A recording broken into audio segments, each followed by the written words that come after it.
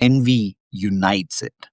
Think about it for a second. Admiration disperses the herd, because if you admire, you might follow, all these different paths. But envy is a way to unite this herd and stay together. That's sort of like a self-preserving um, feature of the herd. That's how they preserve themselves. Okay, now let's go to Ressentiment. I've given you the morning. It's about 8 a.m. on a Sunday, and I decided to do this video because for some of you who have been following me on my journey in reading The Present Age by Soren Kierkegaard, um, I think I went live last time sharing how I would like to read this book. Just to catch you up, real brief, I would like to read. I've been reading 3 pages per day, and The Present Age is a book written by Soren Kierkegaard, the philosopher, Danish philosopher, probably in the 1800s, late 1800s. And what I've been doing is reading this book and interpreting this book for the present age, because I think it's very suitable and applicable, some of the concepts and the philosophy of how we come to be. The ontic philosophies are very relevant to our age. So I've been reading this and 3 pages at a time and writing about it on this small notebook. 2 pages from the 3 pages, extract and interpret it for the present age, for our age. It's kind of confusing because the present age is the book, and then I'm saying the present age. But anyway, you get what I'm saying. But I've been posting that on Substack. So if you want to go check that out, I've published up to page 15. So it's not too, you're not too far behind. The whole book itself is about like 60 plus pages. I've got sun in my eyes. I apologize. But going back to the writing, you can go check out my posts on Substack to be able to see that. Now, I wanted to go live today because of the urgency. Some of these ideas, they come to you and they're gone. So if you don't share it, if you don't write about it, it's gone. It's like ideas are floating around and somebody else will come up with that idea. Have you ever noticed that? So something for you to think about. If you have an idea, make sure you write about it or you share it and it's out there. So you're kind of like the ideas are voiced through you. It's so weird. It's almost like ideas are floating around trying to find someone to express. And if you're not the one, it'll find somebody else. Okay, now getting back to what I read today about a concept called ressentiment, or that's the British pronunciation. The American pronunciation is ressentiment, with a MAHN at the end. And the spelling is RES, res, and then followed by sentiment, like SENTIMENT. That's how it's spelled. But it's pronounced ressentiment. It's very different from resentment. It's got nothing to do with that. Like if you're confusing resentment with ressentiment, that means you've not read an ounce of philosophy. That's what it means. If somebody is saying, oh, ressentiment, oh, resentment, like, is that what you're saying? Don't waste your time talking to them. They've not read an ounce of philosophy. That's what it is. Okay, so back to this. Nietzsche talked about this. And the weird part is Nietzsche had not read Soren, and Soren was writing somewhat before Nietzsche. However, both arrived at the same concept of ressentiment. And here is what the concept is. If you read my last post about the unity of the present age, and our present age is united by envy. That's what I share in my post. Let me kind of briefly read through that post. I have my laptop here. Soren says, nowadays, a young man hardly envies anyone his gifts, his art, the love of a beautiful girl, or his fame. He only envies his money. So, think about this. Like, we always envy people's money. Like, how much is Bezos worth? How much is Elon Musk worth? You almost wish like you had that sort of money. All these tech entrepreneurs, they always wish that they had that sort of money with the tech product that they create or whatever. And then he also says, these people tend to think if only he had the money, he might have really lived and might have achieved something great. It's almost like you're waiting for something for it to arrive to you, and then you want to live your life, and then you want to do something great. That's how our present age envies and lives. And from that inspiration, I took and I wrote about who do we want to. I'm going to reduce Handel's Solomon playing at the background so you guys can hear me better. Okay. All right. So, how does the current present age envy? The way it envies is if somebody's pulling away from the herd, if somebody's doing something very different, immediately, and for all you know, they could be following a folly. For all you know, they could be running towards a cliff and falling off. For all you know, they could be doing something silly or something like, think about all the baby boomers that hate on the Gen Zs that produce content on the internet, and they have great followers. Like, what is this? Like, it's almost like, hey, you're doing something that is stupid, or like nobody wants to see it. Nobody wants to, well, the person might be having a million followers playing video games. Now, I'm not saying advocating that's what you should do, but I'm just saying that's an example of following a folly, but still they're doing something. The point is, immediately there's envy around that sort of a person who's pulling away from the herd. It's sort of like this. I quote, this is my quote. What kind of a beast must he be to want to stand alone? He must not believe in love.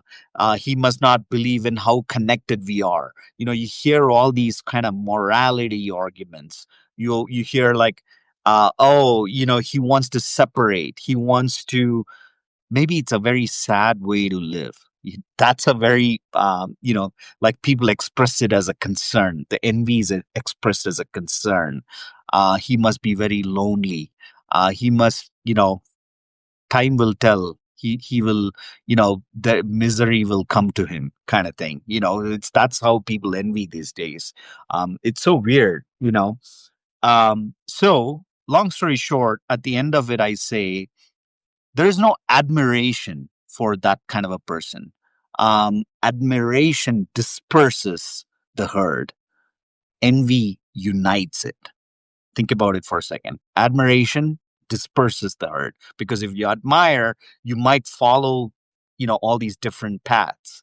But envy is a way to unite this herd and stay together. That's sort of like a self-preserving um, feature of the herd. That's how they preserve themselves. Okay, now let's go to Ressentiment. I've given you the brief of envy.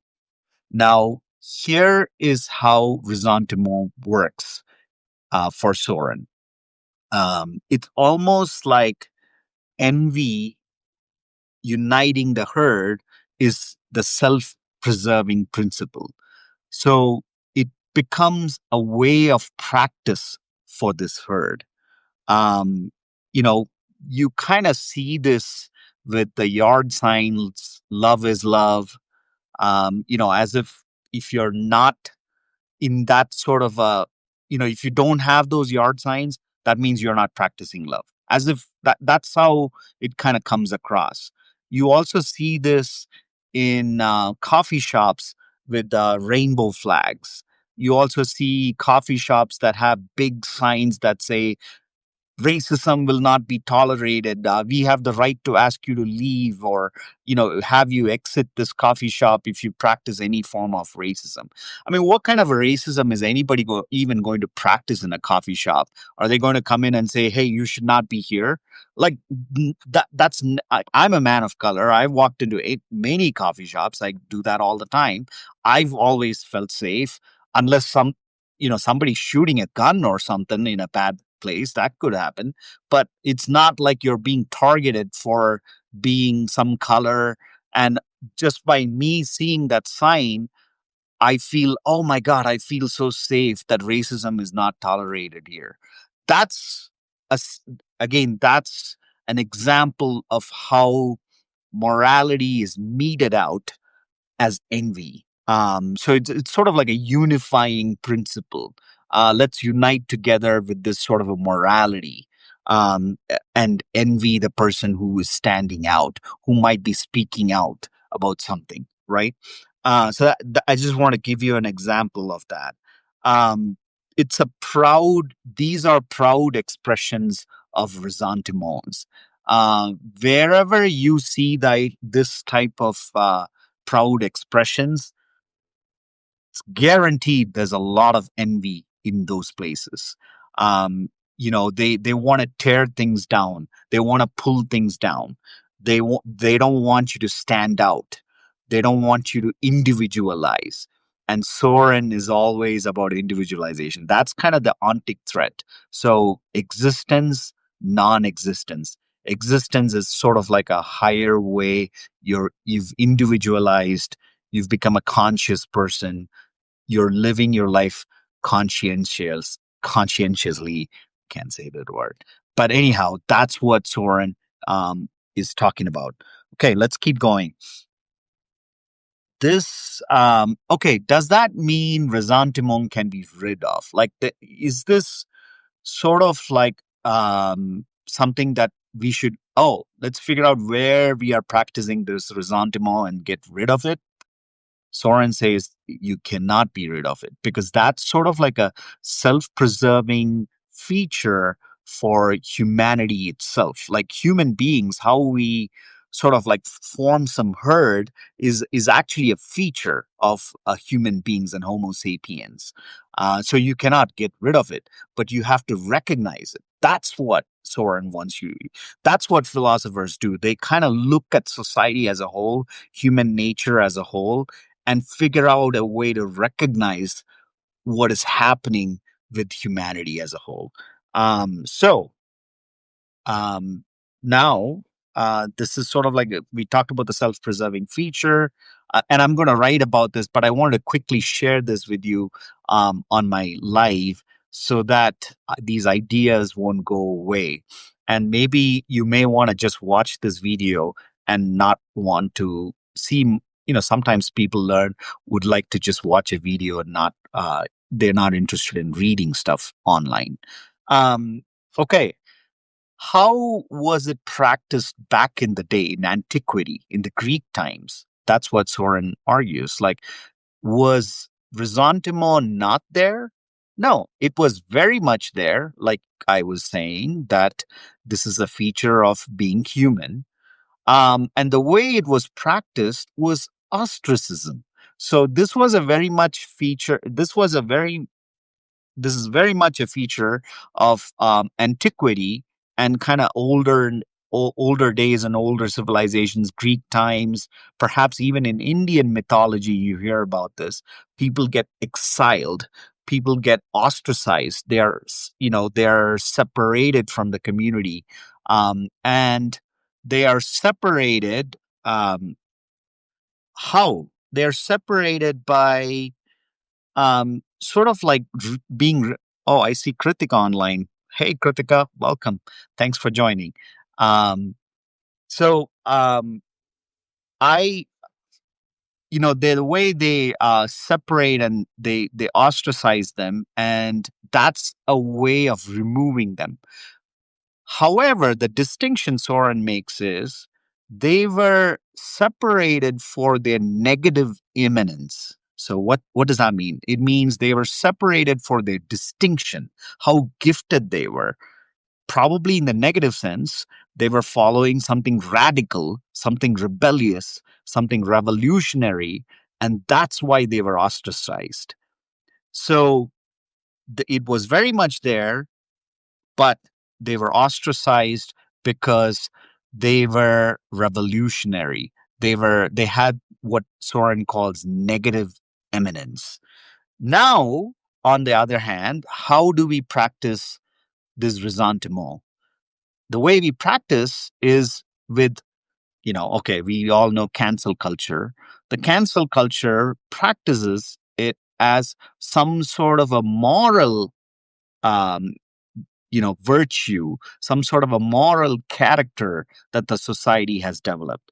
It's sort of like it's not necessarily there's there's no character for the herd. There's no character of the herd doesn't the present age herd or society does not have any character such as valor, honor, truth. Oh, somebody's not saying the truth or speaking the truth. Somebody's not acting in valor. Somebody's being cowardly. We don't cancel someone because of that. We cancel someone because we don't have any sort of a character, and when somebody develops a character, we want to cancel that person. When somebody sort of like speaks out about something, like for example, clear example of this could be, during the coronavirus, there were a lot of people that were canceled when some, people seem to float these lab spread theories from Wuhan. They were being ostracized. They were being canceled. They were just floating those as ideas, and those ideas were not valid because the way society worked was they formed certain character around what is allowed, what can be allowed to say, because that's sort of like a racist thing to say. That's sort of like a negative non-scientific way of saying things. And again, science was kind of, as you know, Fauci was the leader of science, almost like a religion that we practiced, right? So that's just an example, again, of how the modern day ostracism works, how the modern day cancel culture works. And that's another feature of ressentiment. Now, this is going to continue, like ressentiment doesn't go away. It's just that we need to be aware of it. That's all Soren wants to say in this. Um, in a way, the present age, if we see, it really doesn't produce anything. It really doesn't produce anything. It doesn't achieve anything big. This is sort of like the argument by Peter Thiel in Silicon Valley. We've not really moved away from technology. We just kind of keep producing better phones with bigger cameras, more resolution, and more, bigger CPUs that can perform better. It's the same, there is really nothing new that is happening right now. Technology, other fields, arts, sciences, nobody's pursuing anything. Everybody wants to just validate what is already there. Hey, are you sure this is true? Yes, this is true. It's sort of like some sort of a consensus that we want to create. And I'm going to do another live on this consensus part. I call this the tyranny of the majority. We kind of form some consensus around certain things, and we tyrannize somebody who's individualizing. And that's another sort of a concept that Soren explores later. I'm going to talk about that later. But anyhow, this is how ressentiment is practiced in the present age. It does not produce anything. It envies. We envy and unite in envy. And in a way, Soren says whatever it produces, it's almost like shit. He says the herd cannot produce any character for itself. It worships its own excrement. That's really what the herd does. It just kind of looks at its own shit and wallows in it. That, my friends, is ressentiment. Hopefully, you guys understand that. And you are one of those very few people that individualize and separate from the herd, no matter what it is, whether it's a vocation, whether it's a calling, or even a folly. It doesn't matter. Individualize, being, non-being. And that's what Soren is moving towards. Like it's like an on-tick threat. It's sort of like how we come to be. What is the meaning of life? Those type of things. At the fundamentally, that's what it is all about. Thanks for watching. Thanks for being a subscriber to my subscribers on Substack. If you have not subscribed, davestar.substack.com, and then you can follow my writings there about this book, The Present Age. Very short book, 67 pages. Hopefully you can join me there. If not, I'll make these videos, and make sure you subscribe on YouTube. Get in the Mode is the name of the channel. And again, thanks for watching. Bye-bye. Ciao.